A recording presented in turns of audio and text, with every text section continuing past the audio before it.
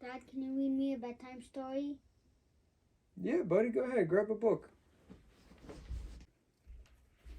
Hey, what book did you pick out? Oh, this is a good one. It's called The Tale of Two Quarterbacks. Ooh. Once upon a time, in 2016, the Philadelphia Eagles were looking to add a quarterback to the team. His name was Carson, and he was handsome and striking. He played so well in training camp, they traded Sam Bradford to the Minnesota Vikings. He became the starting quarterback, but only a few games they won. But the fans saw his potential and said, hey, this could be fun. The following season, a magical thing occurred. Unexpectedly, the Eagles were Super Bowl contenders. It seemed absurd.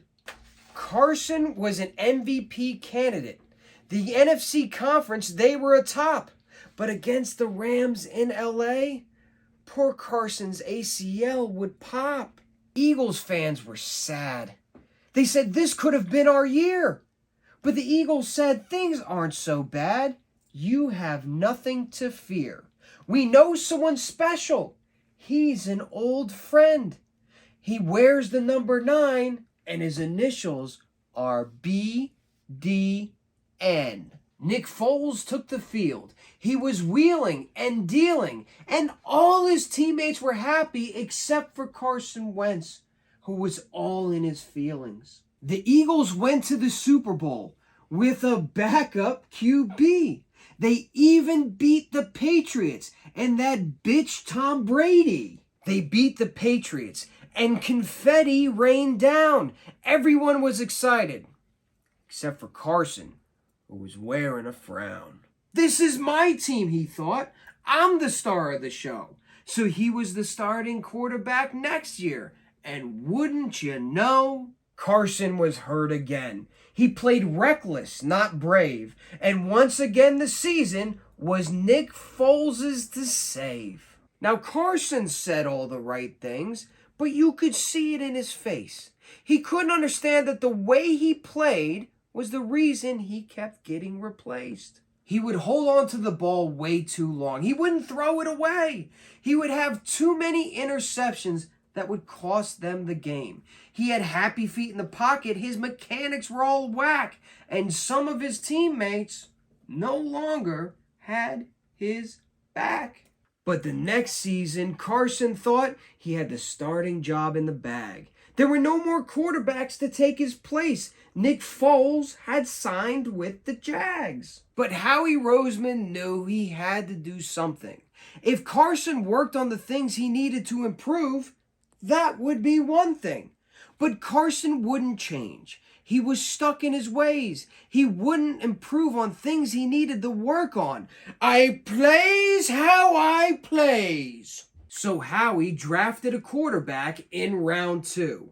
And once again, Carson got his feelings hurt. Who knew? Now this quarterback was told he wasn't good enough. By the press, by the media, by the fans, all of that stuff. But he continued to work on his craft. His skills he did hone. And even though there was another quarterback on the field, unlike Carson, he never bitched and moaned. Until one day, the coach said, hey kid, get in there and score. It's your team now. We can't take Carson's shit anymore. Now this new QB did not have immediate success. He had a new head coach, no wide receivers, and the defense was a mess. But he didn't blame others. He took responsibility and stayed true. He tried to get 1% better every day and reminded others that rent was due. Carson was traded to Indy, and boy did he stink. Which didn't bother us because we had the Colts' first-round pick. Now let's fast forward to today, and things aren't the same. Carson is with Washington, or the Commanders as they call them. What a dumbass name. Meanwhile, Jalen Hurts, who never asked for the fame, just beat the shit out of the Vikings on Monday Night Football, and they called it his breakout game.